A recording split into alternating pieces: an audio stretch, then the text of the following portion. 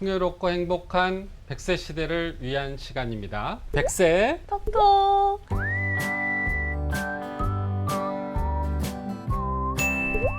와. 이제 됐어요? 이 정도 리액션이면 되는데. 국장님, 저희가 지난 시간에 이제 돈을 잘 굴리는 방법에 대해서 여러 가지 좀 배워봤잖아요. 근데 참 쉽게 설명을 해주셔도 저는 아직까지 조금 나이에 있어서 거리감이 안 다가왔어요. 네, 드는 것 같아요. 네. 어떻게 하면 좋죠? 사례를 가지고 네. 한번 이야기를 한번 해보는 시간은 어떨까요? 실제 사례요? 도대체 어떤 분을 모셔야 하길래 이렇게 당당하게 또 말씀해 주시는지 저희가 바로 소개를 해드릴게요. KB국민은행 WM 스타 자문단의 곽재혁 수석 전문위원이십니다. 반갑습니다. 예, 어서 오세요. 반갑습니다. 예. 좀 어렵네요. 예. 이제 아무래도 은행의 고객분들 중에서 좀 여러 가지 복합적인 니즈들이 있는 고객님들, 컨설팅에 대한 네. 그런 분들 중에서 제가 맡은 부분들은 은퇴노 설계 그리고 이제 금융자산 포트폴리오 관리 요 두 부분들을 지금 담당을 하고 있습니다. 그럼 실제 네네네. 상담을 하신다는 거죠? 예, 시제 상담 같이 하고 있습니다. 오늘 그렇지 않아도 그 고령자분들의 은퇴 노후 재무 관련된 니즈라든지 이런 부분들 이슈 같은 게 좀 궁금하다고 제가 말씀을 네, 드려서 맞습니다. 오늘 네. 만나요. 어떤 시니어분들이 재무적으로 어떤 고민들을 하고 있고 그거를 한번 들어보고 싶어서 네. 모셨습니다. 가장 많은 분들이 고민하고 계시는 부분이 뭔가요? 사실 특정하게 딱 찝기가 요즘 많이 뭐한 게요. 네. 확실히 1차 베이비 부모분들이 은퇴를 하신 2015년 이후부터는 상당히 그 니즈들이 너무나도 복잡다양하고 그래요? 뭘로 하나 네. 딱 짚을 수가 없는 정도로 상당히 다양해졌어요. 한번 이유를 살펴보면은 그만큼 이제 국민들의 자산들이 또 늘어나다 보니까 아무래도 자산들이 많아지면 고민이 많잖아요. 그렇죠. 천석구는 천가지 고민, 만석구는 만가지 고민 뭐 이러듯이 이제 그런 부분들이 있고 또 하나 같은 경우는 네네. 이게 사회가 워낙 양극화되다 보니까 네. 지금은 좀 자산의 어떤 그 규모별로 좀 이렇게 유형화, 좀 계층화되는 부분들도 솔직히 좀 있는 것 같아요. 컨설팅 하시기도 조금 이제 복잡해지시겠네요. 그러겠네요. 그러면은. 예, 이전보다 솔직히 공부할 게 훨씬 더 많아졌고요. 아, 네. 예, 우리 아나운서님께서 말씀 주신 것처럼 네. 그 재무 니즈를 한번 유형별로 제가 4가지 정도 아, 정리를 네. 해봤어요. 안 네. 그래도. 네. 예. 첫 번째로는 이제 공적연금을 또 수령한다든지 네. 또 사적연금을 수령하는 게 아무래도 제일 큰 고민일 텐데 연금. 예, 이거와 관련돼서 좀 고민들이라든지 불만을 토로하시는 분들이 좀 생각보다 좀 많아지신 것 같아요, 최근에. 물론 최적 수령을 하는 와중에도 불구하고 이 공적연금 같은 경우는 좀 이런 부분들은 난 부당하다. 좀 더 많이 받기 위해서는 어떤 식으로 내가 플랜을 짜야 되지? 이제 이런 접근에 대한 고민들이 첫 번째고요. 두 번째로는 연금 수입의 반대의 개념에서 이제 나가는 비용도 있지 않습니까? 건강보험료니 보유세니 또 상속증여세니 네. 이런 세금들을 그러면은 어떻게 내가 좀 아낄 수 있을까? 이게 돈이 잘 벌릴 때는 상관이 없는데 아무래도 은퇴자분들이 소득이 많이 줄거나 없어지는 그러니까요. 상황이니까 멈추잖아요. 그렇죠. 네. 이걸 어떻게 지금 관리할 건가? 이게 또 두 번째고요. 또 하나는 어쨌거나 사적연금 내가 이제 굴리고 통제할 수 있는 공적연금은 통제할 수 없지만은 내가 통제할 수 있는 사적연금들은 과연 어떻게 굴려야만 좀 수익을 높일 수 있을 것인가? 요즘 아무래도 초저금리 시대다 보니까 여기에 대한 고민들도 이제 상당히 많이 더 늘어나신 것 같고요. 그러니까 이전엔 관심이 없으셨던 분들도 워낙 금리가 낮다 보니까 조금 더 이제 뭐 속이 애찍게 굴리는 네. 예, 그런 부분들 고민을 네, 많이 하신 네. 것 같고요. 이제 마지막으로는 자녀분들에 대한 독립 지원. 예, 이런 부분들도 점점 보면은 은퇴자분들의 그 독립 지원에 대한 압박감이나 강도가 우리나라만 좀 유달리 좀 강한 부분도 있긴 하지만은 특히 이 부분들이 좀 우선시되는 경향들이 더 자녀의 재정적 독립을 말씀하시는 거죠? 맞습니다. 네네. 그리고 이제 뭐 좀 더 넘어가면 이제 뭐 부의 이전까지도 물론 요건 이제 좀 그 자산가분들에 네. 해당되는 네, 얘기 합니다만은 이렇게 한 4가지 정도로 분류하면 될 것 같고요. 최근에 좀 제일 이슈가 많이 되는 부분이 아까 말씀드렸던 대로 1번에 대한 부분들. 연금? 공적연금, 사적연금 수령에 대한 고민 그리고 이제 약간의 불만들. 그럼 그 부분부터 그래, 풀어가 볼까요? 그럴까요? 네. 네. 연금이 사실은 노후의 버팀목인데. 맞습니다. 튼튼한 거기에 대해서 어떤 고민들이 있었습니까? 공적연금이 내가 생각했던 것보다 깎일 수 있다. 왜냐하면 공적연금도 분명히 내가 부담금을 납부해서 받는 돈들인데도 불구하고 이게 특정한 경우에 깎일 수가 있다는 거예요. 네. 예를 한번 들어보면은 이제 은퇴 후에 내가 뭐 근로사업을 하거나 또는 아니면은 뭐 부동산 임대사업을 하거나 이제 이런 식으로 해서 소득이 발생한다 그러면은 그것들 때문에 내가 특정 수급 연령대부터 받아야 되는 국민연금, 공적연금들이 내가 다른 소득 때문에 깎여버릴 수 있다는 거예요. 최대 2분의 1까지 깎일 수가 있고요. 예. 너무 큰데요? 예, 예, 크죠. 예. 150만 원 원래 받기로 나는 생각했던 사람이 어느 순간인가 뭐 이제 오피스텔 뭐 매체 가지고 그다음 또 뭐 잠깐 저 친구네 회사에서 이전보다 훨씬 적은 연봉에서 그냥 이렇게 용돈벌이 좀 하고 있다고 생각하는데 150만 원 받기로 한 연금이 뭐 70만 원씩 깎인다 그러면 아니 이제 좀 왜냐면 황당할 수 있죠. 임대사업은 내가 내 돈 내산인 거고 네, 네, 또 연금도 맞습니다. 내 돈 내산인데 왜 내가 이거 두 개를 한다고 해서 이걸 못 받지? 약간 억울할 수 있을 것 같아요. 지금 그 불만을 가지시는 고령자분들이 거의 빙의가 돼서 하시는 말씀에 예, 전형적인 화가 날 뻔했어요. 네. 예, 몰입이 되게 좋으신 것 같아요. 네. 사례를 좀 말씀드리면은 뭐 예를 들어서 국민연금 같은 경우는 재직자 노령연금 감액이라고 하고요. 그다음 공무원연금과 상연금은 네.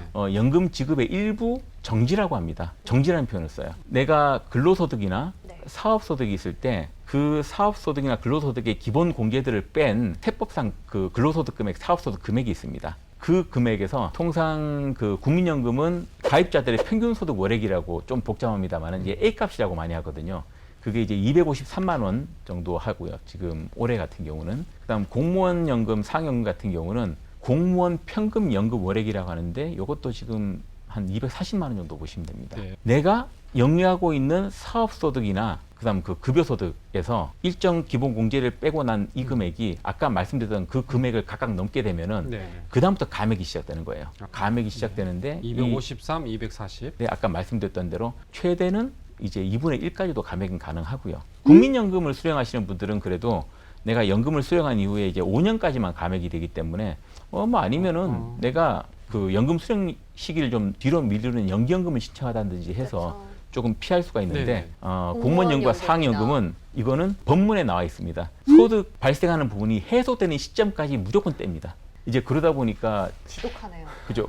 공직자 분들은 이제 더욱더 이제 멘붕이 오는 거죠. 그런 예. 부분들이. 아하. 아니 그럼 어떻게 뭐 방법이 없나요? 그런 돈을 안 분들은? 벌면 되네. 추가적으로. 사실 그게 가장 근본적인 방법은 예, 맞고요. 예, 예. 이제 또 그럴 수는 없기 때문에 보통 쓰는 방법들이 사실 사전에 재산에 그러니까 소득이 발생한 재산을 좀 조정한다든지 이런 부분들이 필요는 합니다. 예를 들어서 뭐 아까 말씀드렸던 뭐 오피스텔이라든지 임대형 부동산 같은 경우는 배우자 증여재산 공제가 6억까지는 되거든요. 아. 이런 부분을 통해서 미리 좀 사전에 분산하든지 배우자로 증여를 해놓은. 맞습니다. 한다든지 할 수 있는 거고요. 그런 것들이 사전에 미리 좀 조율이 되면은 그래도 데미지가 덜한데 이제 그런 네. 것들이 사전에 준비 안 됐을 때 이제 갑자기 딱 그런 일이 닥치면은 네. 상당히 억울한 일이 생길 수도 굉장히 있겠죠. 당황스럽죠. 네. 그럼 닥치고 나면은 어떻게 조율할 수 있는 방법은 없나요? 구제 방법이? 사실 그때는 이게 늦었어요. 맞습니다. 그럼 그래서, 그 전에 지금 찾아가서 한 번 더 뵙는 게 현명하겠네요. 그래서 사실 저희 같은 일을 하는 컨설턴트들이 항상 말씀드리는 거는 은퇴 설계는 네. 미리 하는 거다. 당장 하자.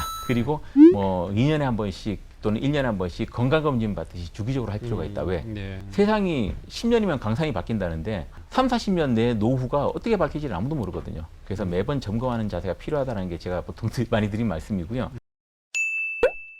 제가 두 가지를 좀 나눠서 한번 다시 설명드리면은 국민연금의 경우에는 그나마 5년까지만 감액이 되고 그 감액의 폭도 그렇게 크지는 않습니다. 네, 네. 상대적으로 공무원연금이 좀 큰 편이고요. 그나마 국민연금 가입자분들 같은 경우는 조금 부담은 덜한 게 제가 한번 계산해봤어요. 시뮬레이션을 돌려보니까 내가 연금 받는 시기에 월 급여 기준으로 한 350 정도, 그러니까 한 4,200이 넘어가는 수준까지는 이제 감액이 되지는 않습니다. 그게 넘어가면 감액이 되는데 뭐 내가 임원으로 퇴직을 했다든지 이제 이런 분들은 당연히 그런 리스크들이 뭐 크겠죠. 네, 그러겠네요. 하지만 그게 아니고 일반적인 평범한 은퇴자분들이 이후에 인생 재임하게해서 급여 생활을 한다고 해서 사실 350을 넘기가 쉽지는 않거든요. 뭐 또 생각해 보면 네.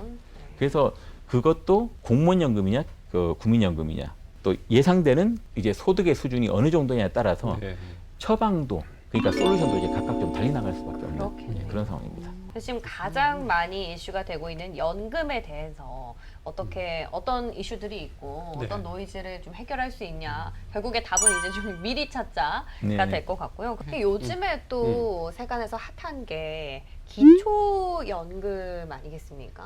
예, 맞습니다. 이 기초연금 같은 경우는 왜 이렇게 이슈가 되는 거죠? 어떤 부분이? 이제 요새 유튜브에 보면 상당히 좀 뜨거워요. 갑론을박도 심하고 네. 이제 여러 가지 그 얘기들이 있는데 또 하나 짚고 넘어가자면은 네. 1955년생이 우리가 알고 있는 1차 베이비 부모의 최고 마청이라고 알고 있습니다.